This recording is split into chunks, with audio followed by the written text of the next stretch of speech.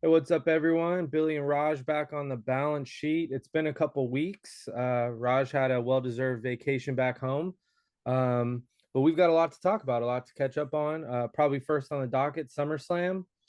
Um, Pretty simply, I think you nailed all the women's predictions, maybe the men's too, but I think you had SummerSlam nailed as far as what was going to happen. It was a good show. It was. I definitely thought everybody knew the Liv Rhea story was going to extend. I know there was a lot of folks who were like, "Well, there's no way this can go all the way to Mania," and I'm like, "No, it absolutely can. As long as Liv Morgan wins and Dom turns on Rhea, which he did. Now you have a whole year almost worth of story, Yeah. and you saw it at SummerSlam how much it took out of Rhea, how much she was hurt by Dom, stabbing her in the back. And when Dom, I mean, I think you tweeted this out or you retweeted that Dom is the only guy who went from being a really good heel to being an even better heel in the same arc, right? Like he Yeah, he didn't had turn. he was already a heel and had an effective heel turn like further into being a heel. I thought the execution, if you were paying attention, that's the right story beat. But they executed it very well. It was tremendous. And then Monday night, um, I thought that they did a great job in kind of cementing now Rhea and Damian Priest as this top babyface duo that's gonna kind of eradicate, as Rhea always says, the Judgment Day and get rid of all of them, point by point. Like to get to Liv, Rhea and Damian are probably gonna have to go through Finn, JD, Carlito. I believe other people are gonna join the Judgment Day. I don't think it's just because on paper they've built up Priest so well and they've built Rhea up so well. It could take them very short order to get rid of these guys. So it Pay per has view to cycle. be, yeah, they need to get some new fresh talent in there. I think to borrow the what they're doing in AEW with Mercedes, I think Liv getting Raquel as her heavy. If you really think about a Rhea Ripley enemy, Raquel Rodriguez is one. Rhea has injured her. Rhea has taken her out. Rhea has done a lot of harm to her. Yeah. Raquel Rodriguez being Liv's bodyguard. And yes, it's going to come across like the Camille Mercedes ripoff, but that would be the answer to me because now you have Raquel who can take up a couple of PLEs with Rhea before she gets to Liv. I think that's the direction they have to go because that's the only person on the roster that has a real beef with Rhea and is physically imposing enough where it works.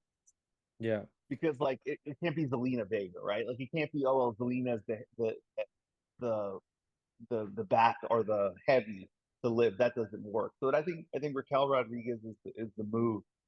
On the SmackDown side, yes, I definitely got this one correct. Where most of the wrestling universe did not see this one coming. They did not think Nia was going to win. And again, the reason I made the comment is I didn't see a story with Bayley after she won.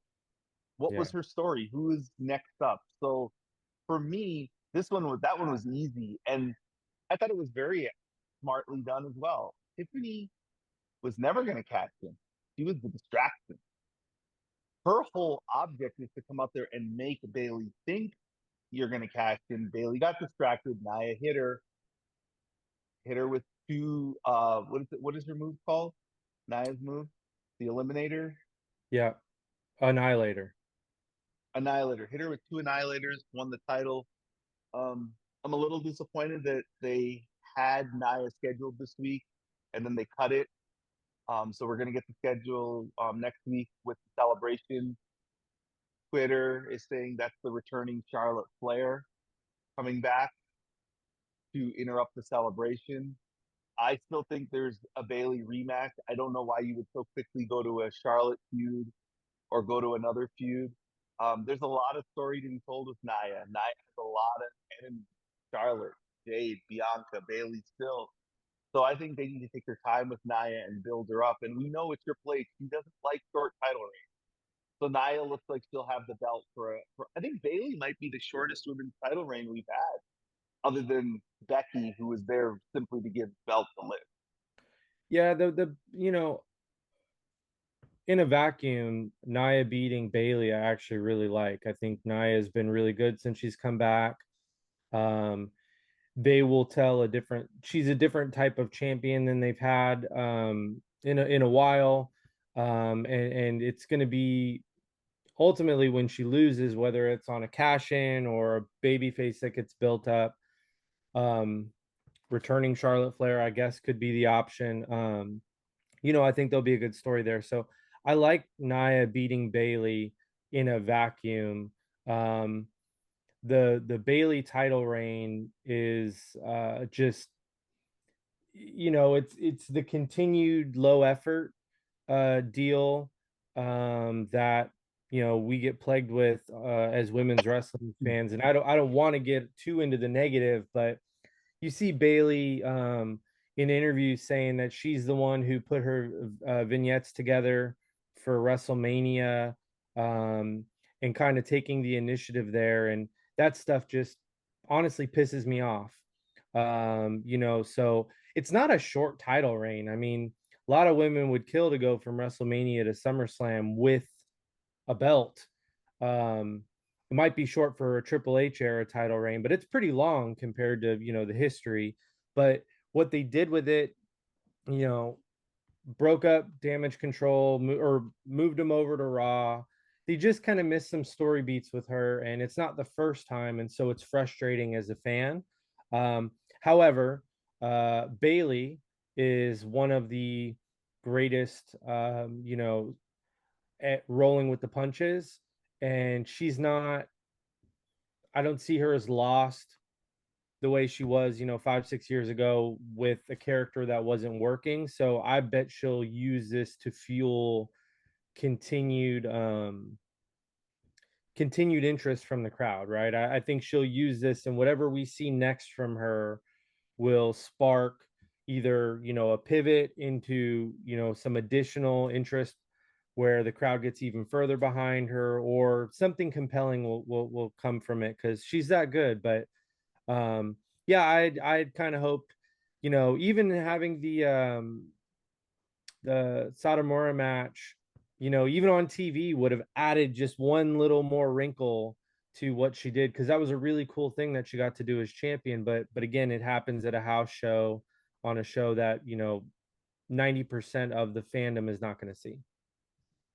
Yeah, I agree with you. I think her shooting her own vignette, I, I found it almost unacceptable because WWE has an unlimited production budget, and it was one of the hot featured matches going into Mania 100%. weekend that people wanted to see.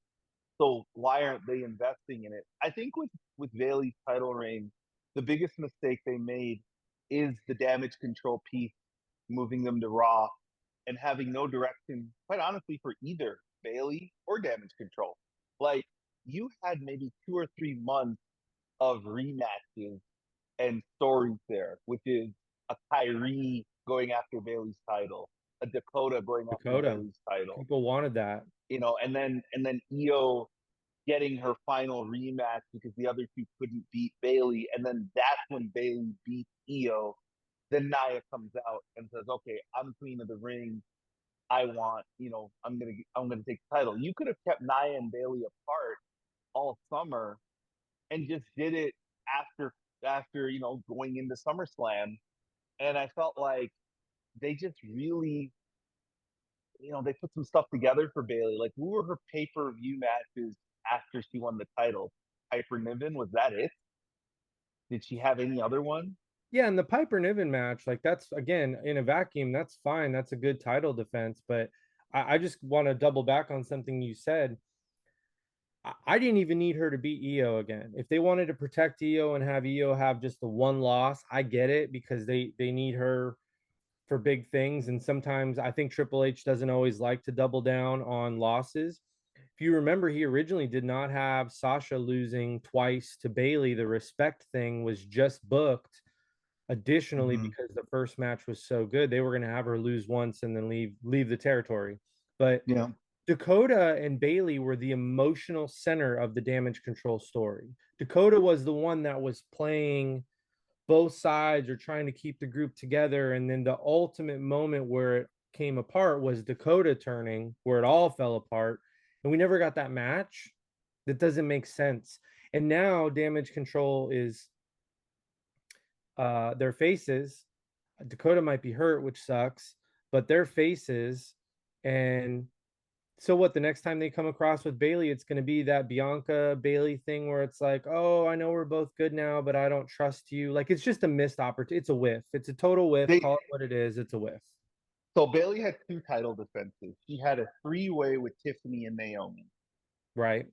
and then she had the Piper Niven one.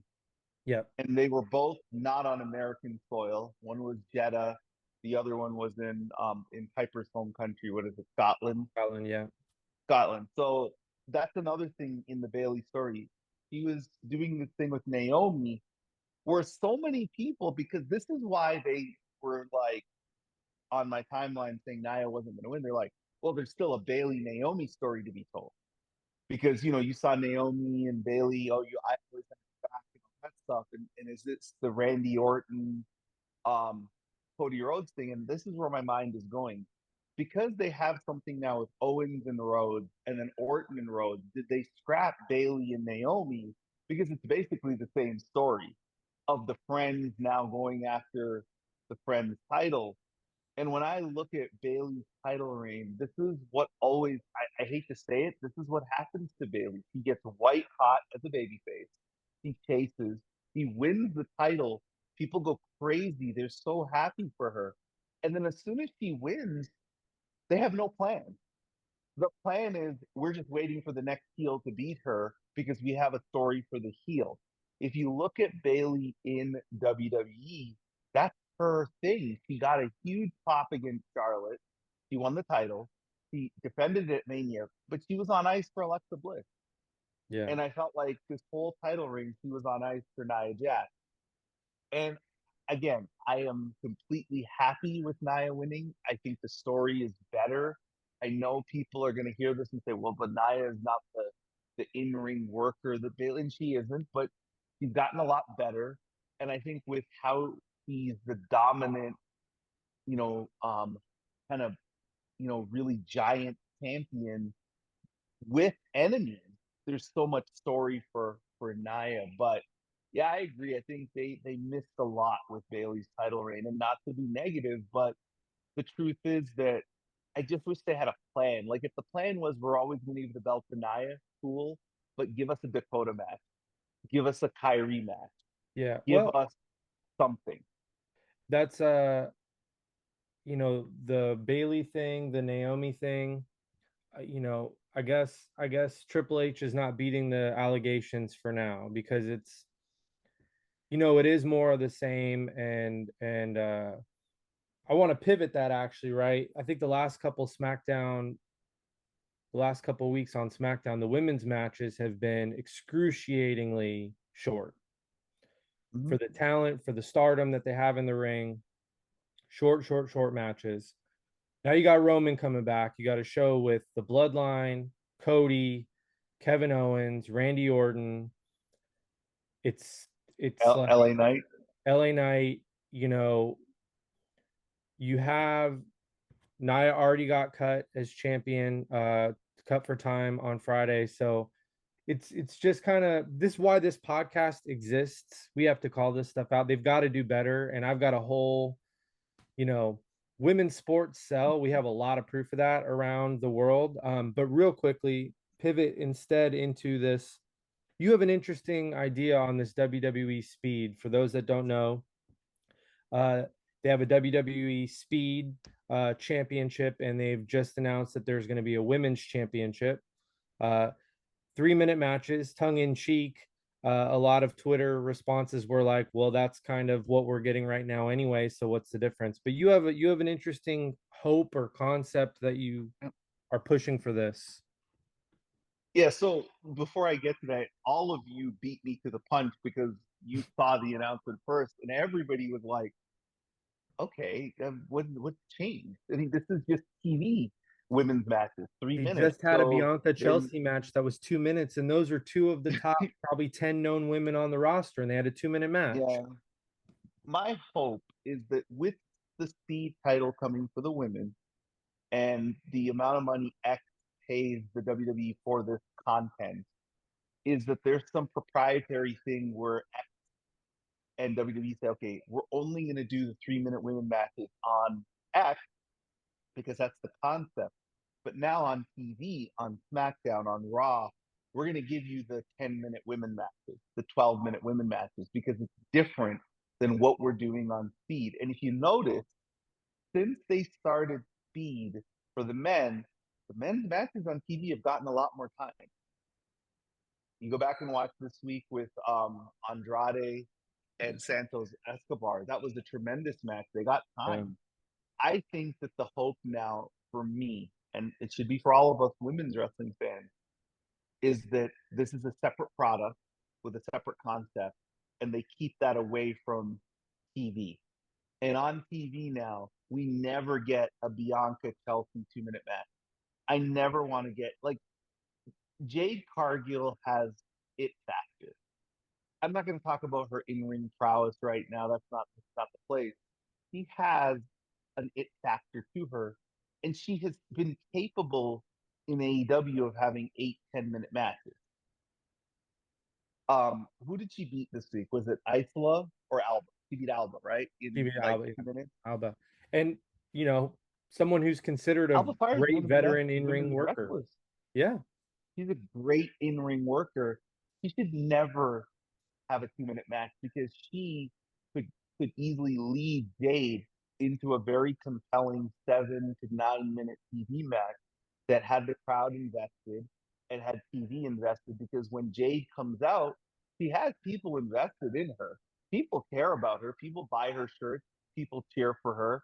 So give us a little bit more with Jade, even if it's Jade taking a little bit more punishment for the big comeback. I understand what they're trying to do and how they build her up, but I don't, to your point, I don't want to see 2 minute women's matches in no, 2024.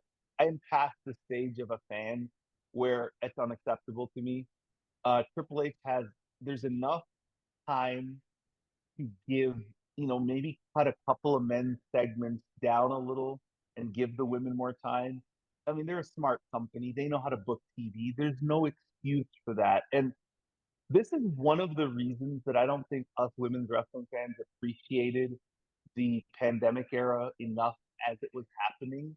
oh The yeah, women got a lot of time. a lot of I mean, time. there was a segment, there was a show on, there was a SmackDown episode where Bayley and Sasha got 41 minutes of TV of I a know. 2 hour SmackDown.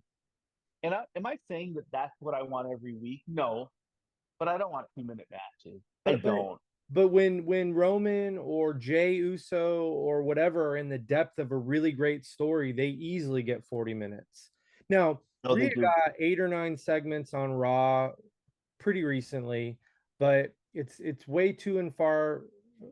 It's too few and far in between. And Rhea was involved with men on a lot of those stories, whereas Bayley and Sasha, what was so great about that, those were women's storylines that helped showcase other women, which is what we're hoping for. The I'm sorry, but this is something that Tony Khan understands in the business way better than it seems Triple H does. If you only have time for a 2 minute match and you're trying to showcase someone being a monster or how strong they are, don't put your tag champion in there to get squashed. Don't put Chelsea Green, who had just had a phenomenal showing, by the way, at Money in the Bank, took the best bump of the night, men or women, took the best bump of the night, the most viral bump of the night. Then you ever lose in a minute 45. Tony understands better. If you need Camille to squash someone, get a local talent nobody cares about because then it's fine. It's you're not you're not, messing up Yeah. you're not messing up someone's storyline or momentum. Um, it just in 2024, we should be smarter than that. Alba, Fire, Chelsea, any of the women, the IP that WWE is putting into them, right? They are people that they're paying and have investment in. Why would you want to squash your own invest? It's just it's bad. It's bad business. They don't do it to There the was they don't do it to the men unless if they do it to the men, it's very specific as like a storyline starter, right? Like it's they get squashed and then the next week it's like what happened and then there's like a build that comes and there's time that comes. But Chelsea, they had her lose and she's still doing the backstage segments, but it's it's just it shouldn't happen. there was a very effective Instagram social media segment that Bianca and Jade did where they saw the tag champs at a photo booth taking pictures with the belt and they jumped them and then they were kind of beating them up in the phone booth and getting those pictures taken and posing. Why didn't you just put that on TV? Why even do the match? Like, just give me that segment for 5 minutes where Bianca and Jade are like, these two are running from us. We're gonna find them. They get them. They do it. It's funny. People laugh. People are like, oh, and it sets up now the match that we want to see. You don't need anybody to lose in that segment, right? You could just Yeah. do it that way. Take the match away. Give the match, like, give the match to Tiffany. Give the match to Tiffany beating a local talent, or give it to Chelsea getting a win back to beating a local talent. Like, use the local talent, but use other women. Like, instead of Chelsea always doing backstage segments, have her gain some wins by like almost, saying, "Hey, I'm gonna show you that I'm a great wrestler," and then she almost beats jobbers as like a joke. Like, do something like that. There's a many different ways for them to get creative. And I have to, again, not to be negative, but I am a little annoyed that we have this tag champ feud with Bianca and Jade wanting their titles back, and now we're doing Kelsey Piper versus Tiffany Naya. Who are the baby faces in this? Like, Kelsey and Piper have been healed the whole time. Well, Naya and Tiffany are certainly healed. One is the queen, and the other is the money in the bank holder with a pink briefcase. Those are healed. So have two heel teams feuding, that doesn't make sense to me unless this is eventually setting up Tiffany. Well, Tiffany will be a babyface, but it's way too soon. I don't get that. Chelsea has babyface chops, but again, they're She so does. stop She does. start, and so does Piper. They're so stop start with the story though, and they're not fighting over a belt either, right? So it's like the character they've told of Chelsea thus far is very much not someone who wants to scrap with Naya for no reason. And I know that Yeah. Piper and Naya, but um, no, now they got the trios thing because Naomi came back, so if they're going to flesh out some stories, two different storylines there, multiple women involved, that's what we're asking for. But they need to make some time commitments on these segments. And you nailed it. I don't need to see one of them lose to further the segment. Have them brawl. Have them if they're gonna lose, give us a match, right? Yep. 10 There's minutes. one way I think. Yeah, I think there's one way they can save the tag titles, and it's very simple. You get them back on Bianca and Jade and Naomi, and it's the Freebird rule. The big three, any two can defend the tag belt That'd be awesome. at any time. Because to me, now I can get a Bianca Naomi team, I can get Naomi Jade, I can get Bianca Jade, and I can set up multiple different matches. And then you have to have them travel. I think they need to go to NXT. I think they need to go to Speed. I hate to say it, like, I want to see Bianca, Jade, Naomi as the Freebird champs travel. I want to see them just have open challenges. I don't even need them to have feuds with the titles. They should just be, we are the best team. They should go to TNA. Seriously, they should show up on TNA and challenge any two women there. They should go to Japan. They should go, if WWE is going to do the deal with Mexico, they should go everywhere, be the traveling champ. Because look, in Bianca, Naomi, and Jade, you can make an argument. You have three of the seven most over women on the roster. I'm not talking about talent. I'm not talking about in ring. I'm talking about over. Like, they get huge pop. People love Easily them three of on the social seven. Yeah, media, easily. and they love those three together. So to me, that's my idea. You get them back the belt. They go to who's Nick Aldis and say, "Hey, we're a trio. We are the Freebirds. We are going to be the female Freebirds. Any two of us can defend the title at any time, any place." And then they travel with the belts. Make those belts mean something like, "We're the best. You want them? We'll come to you." And I think now you have three women who can be showcased everywhere, and you open up other slots on TV. So, like, let's say Bianca, Naomi, Jade are in TNA for a feud for a bit. Now you open up some spots on TV, because I know the biggest thing I see with criticism of Bianca's booking online is, what is she doing? She's just there. She's Bianca Belair. Her first ever WrestleMania match was a main event at Mania Right. with one of, if not the best women's wrestler of all time. Her SummerSlam match is with Becky Lynch. She's beating Asuka at WrestleMania.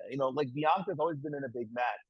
Well, to me, this is the opportunity for Bianca, Naomi, and Jade to take what Bayley and Sasha did to the tag belt to the next level. Open challenge, trio, go everywhere. I think that's the only way to save the belt, and honestly, give us an attract. Because when Bianca and Jade won the belt, a lot of people were like, "Oh my goodness, nobody's ever going to Who's beat going to them beat for the him? Yeah. title." But that's okay, because that's what the Road Warriors were. They were an attraction. They came out, they beat you in 3 minutes. People went crazy, and people were happy. I Bianca and Jade as the tag team champs, and I understand why they gave Alba and April the win. It was in their home country, and all the tragedy, and they wanted that pop. But that's short-term booking. And now look, those belts have meant nothing since Bianca and Jade lose them. So my idea, again, put Naomi in it. It's the Freebirds, and they go everywhere. And honestly, I'd like to see them show up on Rev Pro. I don't care where it is. They could show up on Reality of Wrestling against, you highlighted the new champs. They have Maya and the other young lady who just won the belt. Greatest one, yeah. Go there. Go there. Fight them. Say, "Hey, we're the best team." That's what you do with those tag belts, because to me, they have been, in my opinion, highly irrelevant since Bayley and Sasha Banks. They have meant nothing. They are just leather straps with metal. Uh, I think Sasha and Naomi had a really good run with it. They had a Oh, couple so good sorry. You're matches. right. You're right. My apologies. Yes, I thought Sasha and Naomi gave you the same feel. They were like a rock star band. Like, they came out, they Exactly. had the Yeah. light show.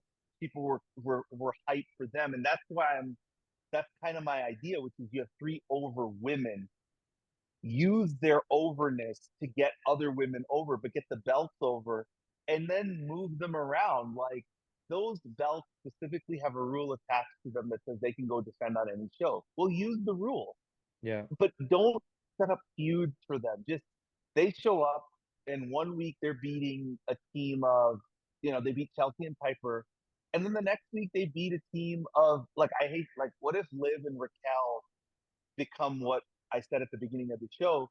They beat a Liv and Raquel, and maybe that's where Rhea gets involved. Like, to me, you can do so many things with Bianca, Jade, and Naomi, because they're so over. They're It's just such an over trio. again though, it comes to TV time commitment. And when you have the right people that have those belts, or when they're booked right, because I'm not even going to say that Isla and Alba Fire couldn't do this. They just don't do it. Um, Raw obviously has more time to fill and more time to book. And, it's if you're going to have the tag champs lose as singles competitors, you have to tell this story of like that. They've done this in men's wrestling forever. Yeah, they might be weak apart, but together they're the best team. They're the most cohesive team, and that's why no one can get the tag belts off of them. But they're just losing a 2 or 3 minute match, and it's like biding time instead of telling a story. I mean, I'm gonna date myself here, but there was a time that Bret Hart was a tag wrestler, and he lost all the time in singles. And then when he was in a tag match, though, and it was him and Jim the Anvil Neidhart, they were the most cohesive team. They were the best. They were tag team specialists, and no one could beat them. And that's not a bad story. And that's a story you have to tell if you have the belts on. Maybe people who are more of like a worker group than star power group, but give us something. That's it. I've dated before, but there was a time where I became such a big Bret Hart fan because he was losing these singles matches that you're talking about, but I got to see what he was capable of on his own. There's a very good match. It's on Saturday night's main event. If anybody wants to go out there and look for it, there is a Macho Man Randy Savage versus Bret the Hitman Hart on Saturday night's main event. It might be 88. The match happened, 87 or 88.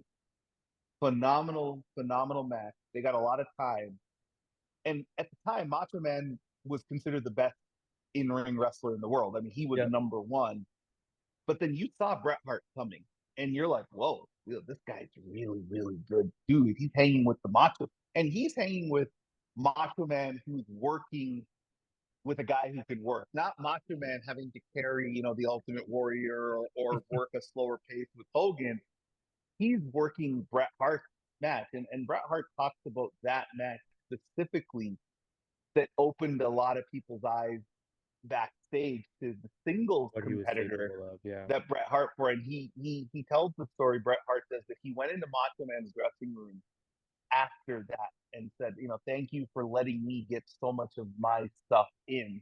You wanted this match to go longer. You pushed for us to get more time, and you pushed for me to get more of my stuff in. And then he tells the story in 1989 when Macho lost to Hogan at Mania. He went into Macho's dressing room and he put his arm around him and he said, "Look, thank you for being the first ever wrestling champion men's who's small. Like, you're not a 300-pound, monster who can slam people. You're a wrestler. Yeah. And now because of you, guys like me Broke the have mold. hope that we can become the face of this company because you carried us for a whole year." Because again, I don't want to go into the Macho Man. We could do a whole podcast on him, especially us two. But people forget from 1988 to 1989 when Hogan was gone, Macho Man drew the exact same amount of money that Hogan did the year before his camp. House shows Yep. were full, tickets were The top of the sold card. out, merch was so Macho carried the company, and Bret Hart said, "You give me hope." And Shawn Michaels has also said that Macho Man is the guy who gave him hope that he can be the face of the company at his diminished height and diminished weight. So again, you're right. You can effectively use tag team wrestlers in singles wrestling where you tell that story, which is they're not great apart, but as a unit, they're a machine and they win. And look, nobody's gonna think that Alba Isla can beat Bianca Belair in a one-on-one match. God, she's the longest reigning women's champion era main event WrestleMania and has beaten Becky Lynch, has beaten Sasha Banks, has beaten Bayley, has beaten Asuka, has beaten Rhea. So of course they're gonna lose to I don't them. think she's beaten But Rhea yet. no, she has the gauntlet match. There was a gauntlet match where Rhea beat everybody, and then Bianca pinned Rhea on Rob. Okay, but technically you're right because Rhea has beaten her in NXT, and obviously that's a story that That's the will match. I mean, that's the match that they're building to at some point. But like you're right, it's a great way to tell that story. But the thing with ice, and I know we want to get to the women's sports and we want to get to what AEW did, but with Alba and Isla, they have not presented them as big enough stars for me to believe they can do a dominant tag team run like what I'm talking about with Bianca, Jade, and Naomi. They just haven't. To me, what they are is placeholder champions, and they have been booked that way. And it's sad because they're both very talented and they have a great look and they can be that. But when you present them on TV as semi joke, this is what you're going to get. You're going to get fans who have no interest and they have nothing to care about.